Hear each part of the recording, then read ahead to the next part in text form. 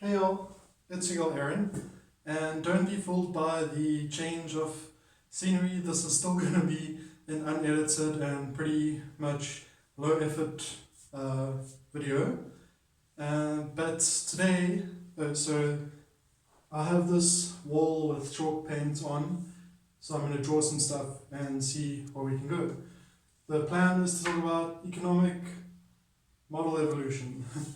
So this isn't talking about history, and it is quite interesting to go over the history of how different economic models evolved historically, but I'm not someone with that much time and energy, and this is the kind of stuff that I kind of like learn about, but don't sort of study so much that I can know the history of. So I'm sorry if you're looking for something super historical, then this isn't the place. But what I wanted to do was go through the sort of conceptual evolution. So think of evolution in terms of the way sort of animals evolve, right?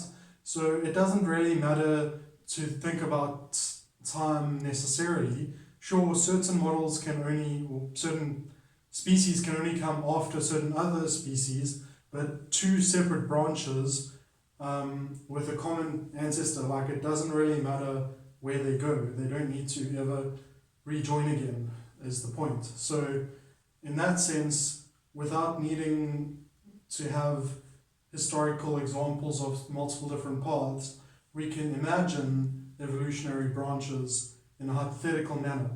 And the reason why we would want to do that is precisely because the kinds of models that we're looking at implementing to solve today's problems would obviously be different from today's models. And so either it's something that we've already done and we just need to do it again, or it's something new, in which case it has to first be thought of in the abstract. So to kick off with, I'm just going to draw let me draw a sort of mountain, and there's some dudes here chilling, and this basically, is this a cave?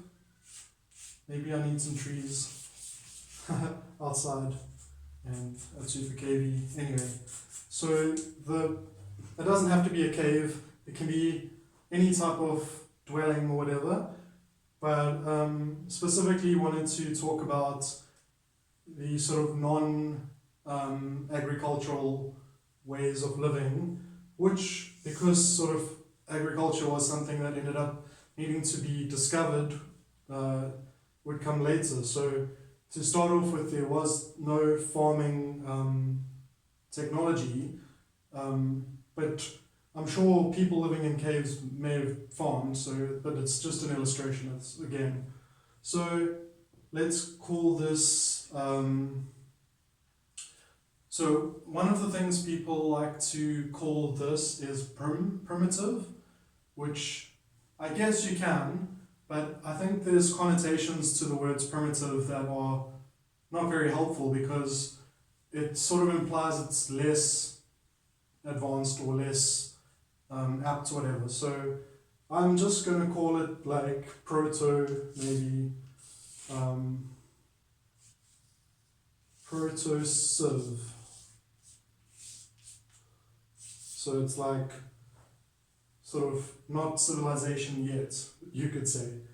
And then let's say we branched off here and we came to a place where they were farming. So you draw a farm.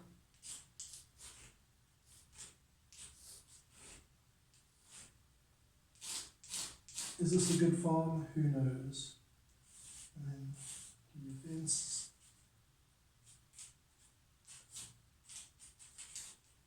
And so when you go sort of from, so obviously like, I know it might be annoying if I keep giving you disclaimers, but I just want you to know that I didn't write a script or plan anything. I'm literally coming up with this on the spot. So please don't get serious on me about the names. It's whatever comes to mind. Try making a video where you come up with stuff live, and then see if you want to stick with your names and stuff. So anyway, so what I'm gonna call this let's call it, so we're talking economy, right? So in this sense, there was really only mutual aid, I would say, as an economy.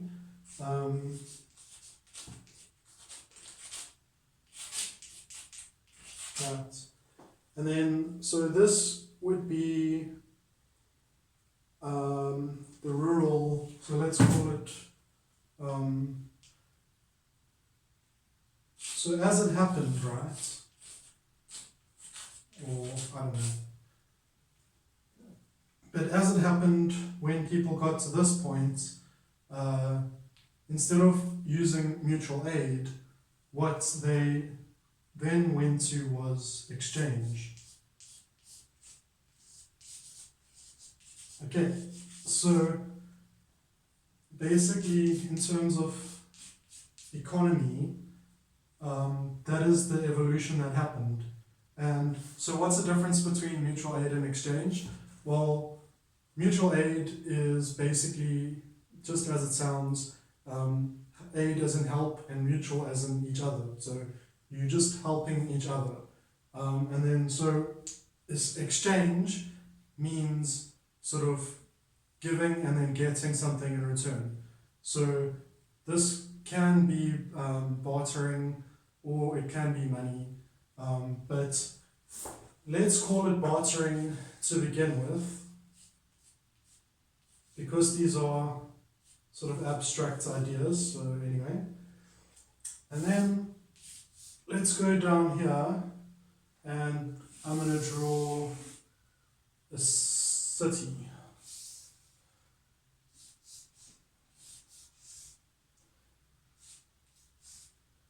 And do something like that. And yeah, I don't know. Basically city vibes. I don't know. How do cities look?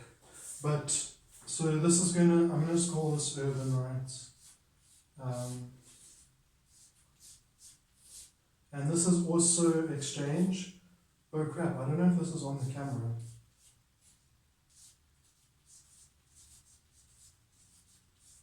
Okay, wait, I'm gonna have to check that quick.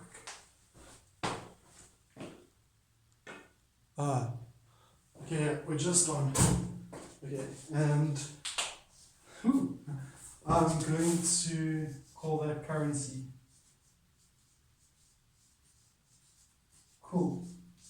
So that is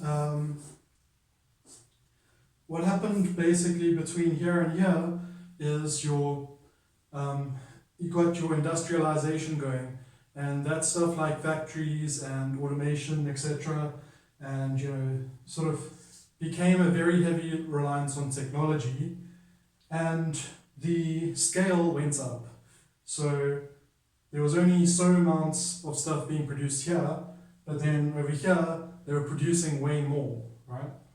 And so if we look at the real world, this today we would be in this urban thing. We produce enough food to feed 10 billion people worldwide. Obviously, billions of people go hungry, but that's a distribution problem, not a production problem.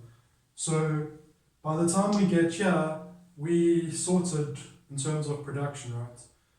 Now, as I mentioned, billions of people go hungry. That, I would argue, is a serious problem, and I would say it is the currency that is the problem here. But so, because there's multiple things you can always blame for problems arising. So in the rural system, there were feudal lords who arose that monopolized land, and through sharecropping, it was kind of basically like indentured servitude, because the sharecroppers often didn't have enough left over to really prosper, just enough to get by.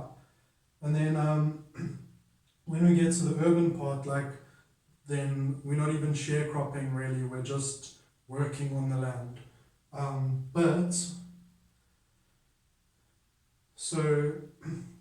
And then obviously we have even more of a monopoly on everything under capitalism, except you have more choice within the system, but you have less options to go outside of it. And so what some people argue is, that the flaws we see in capitalism are because of the scale of industrialization, and they argue that we should go back and go to a time that was sort of before we started building up stuff and that, where we operated on mutual aid, and that advancement is one of the problems. And so you could call, those people often get called anprim or anti-civ. And the reason why I don't agree with that position is because it implies that everything that happened along this way was either bad or worth losing to get back there. And that includes things like medicine that is very difficult to do and to get to people without an industrialized world. And so if we had to go back, you would be solving one problem, but then introducing a whole lot more. And so what I would argue is, instead of going down an exchange route, we kept the mutual aid as we advanced. And so I would say that would mean we first of all have to go to farm again. So I guess these farms could look the same.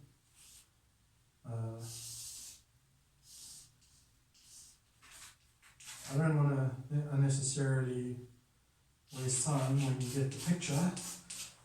Okay, and then that's going to go down to a city, which is conveniently already got a line through it.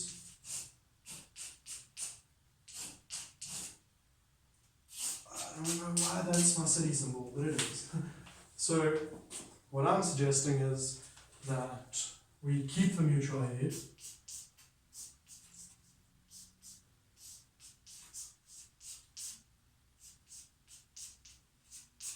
and we keep it here as well. So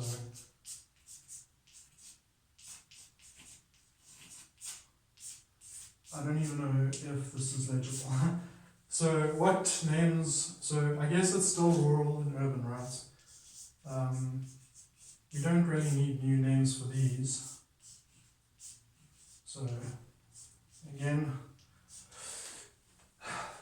coming up with all this on the spot. But, so now I would argue that if we went this route instead, and you can actually go from here to here, or from here to here, or from here to here. So you can always go from one model to another. It's just not that easy, but you can. But I would argue what we need to do is get onto this track where, so it's going to have to start with rural, to be honest, because you can't really mix these two economies. So let's say you cloned the Earth at this stage, and one copy of the Earth went down that one, and one copy of the Earth went down that one. At that point, those two Earths are not going to be able to let their economies mix. That doesn't mean they couldn't figure out a way to bridge the gap in some way, but it does mean they couldn't just simply have free participation the way they regularly do. And the reason for that is the people in this society or Earth version, if they had to come to that one, they wouldn't be able to engage at all, they would have no money. So there would be no engagement at all unless they chose to buy into that system. And this society would be able to go here and would take a whole bunch of stuff because it was all for free, take it back to their economy and sell it for profit and make themselves richer. So you wouldn't be able to just allow free participation. And so that means that if you want to get to here, you kind of have to go all the way back to, I guess, here, actually. So without having, so let's say the farm represents like a means of production or something. And so before you even get to means of production, you can, we don't need to take the whole of society back in one go to here, like anti-civ or anprim, but you and your comrades, your friends, can get back to here yourselves and make yourselves into a unit, a union, a family, whatever you want to call it, that operates on mutual aid, where you help each other for free, you don't charge each other anything to help each other, and then you try to grow your network, and everyone has their own skills to offer. So as your network grows, there's more available stuff within it, and offering only people within it get free access. So you don't just give access to the other systems, but in your union of mutual aid, so you give each other help for free, your network grows, and then your network will scale up to a point where it's more like having a means of production. And I did talk about this as well before, but if you can keep your mutual aid when you get there, this would be like a factory or a farm or something that was completely non-profit. But instead of it being non-profit in a way that it takes donations or it does engage in the capitalist market, but just has different laws and stuff. What I mean is like it's completely got no interest in earning money, but it's operating for the social good of the workers running it and the community that they're in, and they would, through their community and the workers being part of the mutual aid way of doing things, would be helping each other out. And once you were able to get enough scale of that, many means of productions through many unions, and get it to an economy scale, then you are starting to see some really awesome stuff happening.